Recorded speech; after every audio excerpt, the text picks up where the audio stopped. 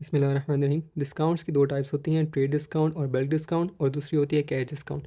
Trade discount हम basically इसलिए उसको कहते हैं जो हमारी सेल्स को इंक्रीज़ करे या हमारे सेल्स को बूस्ट अप करे। इसकी कोई सेपरेट एंट्री नहीं होती। For example Eid sales, Christmas sale या फिर डिफरेंट इवेंट्स पे जो ब्रांड्स सेल्स लगाते हैं, जिसमें अगर कोई कस्टमर बल्क में कोई क्वांटिटी इंक्रीज़ करके किसी प्रोडक्ट को ख़रीदता है तो उसकी प्राइस जो है वो कदरे कम हो जाती है। फॉर एग्जांपल सेल्स प्राइस अगर किसी प्रोडक्ट की है 1000, उस पर ट्रेड डिस्काउंट लग गया 20%, तो इसकी ओरिजिनल प्राइस अब 800 बन जाएगी, जो कि सेलर की बुक में भी 800 की तरह से ट्रीट होगी और बायर की बुक में भी वो 800 ही मेंशन करेगा, 1000 का उससे कोई वास्ता नहीं है।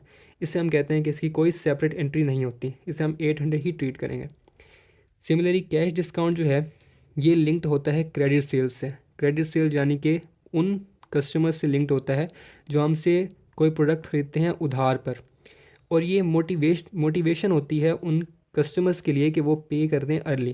फॉर एग्जांपल कोई भी प्रोडक्ट था, इसकी सेल्स प्राइस थी 1000, उस पर ट्रेड डिस्काउंट था 20%, तो उसकी प्राइस होगी 800। अब इस पर फर्दर कैश डिस्काउंट 5% उनके लिए है जो कस्टमर अर्ली पे कर दें। फॉर एग्जांपल किसी भी ब्रांड की एक उन्होंने बताया कि अगर आप हमें पे करेंगे विद इन, यानी कि अगर आप हमसे क्रेडिट परचेजेस कर रहे हैं, उधार पे सामान ख़रीद रहे हैं, तो आपको विद इन अ मंथ हमें पूरी पेमेंट करनी पड़ेगी। लेकिन अगर आप हमें विद इन 10 डेज़ पे कर दो तो आपको फर्दर 5% कैश डिस्काउंट मिल जाएगा। तो बेसिकली ये उन कस्टमर्स के लिए होती है।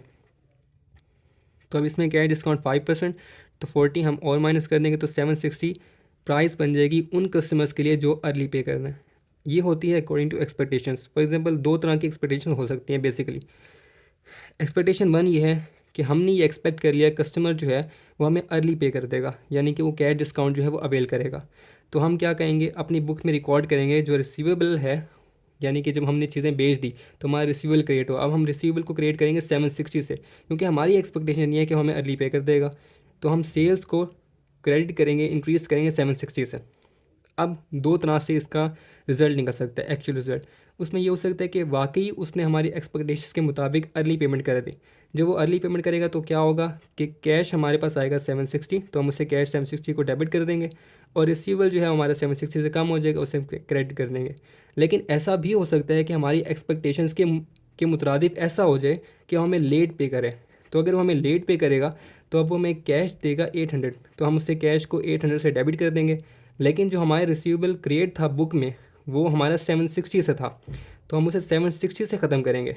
अब यहाँ पे डबल एंट्री मेंटेन नहीं हो सकती, तो हम ये कहेंगे कि पहले जो सेल्स हमारी 760 से बढ़ रही थी अब वो हमारी 800 से बढ़ रही हैं, तो हम 40 जो हैं वो और मज़ीद सेल्स को क्रेडिट कर देंगे। इस तरह एक्सपेक्टेशन टू है, उसमें यह है कि हमने ये एक्सपेक्ट किया कस्टमर जो है वो हमें लेट पेमेंट करेगा, यानी कि वो कैश डिस्काउंट जो है अवेल नहीं करेगा। तो हम अपनी अपनी बुक्स में हमने ये लिखा कि रिसीवेबल जो है वो हमारा 800 से बढ़ गया, डेबिट हो गया, और सेल्स में हमारी 800 से बढ़ गई, क्रेडिट हो गई।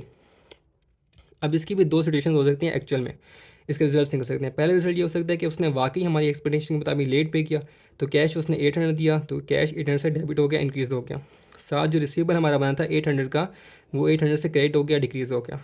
लेकिन एक और तरह से भी हो सकता है कि उसने हमारी एक्सपेक्टेशंस के ख़िलाफ़ किया, ये कि उसने अर्ली पे कर दिया, यानी कि एक्सपेक्टेशन हमारी ये थी कि वो लेट पे करेगा लेकिन उसने अर्ली पे कर दिया। अब अगर उसने अर्ली पे किया तो उसे कैश कितना देना है, 760। कैश जो है 760 डेबिट हो जाएगा, और रिसीवेबल जो है हमने अपनी बुक्स में लिखा था 800, तो हम उस रिसीवेबल को ख़त्म भी 800 से ही करेंगे, 800 से ही क्रेडिट करेंगे।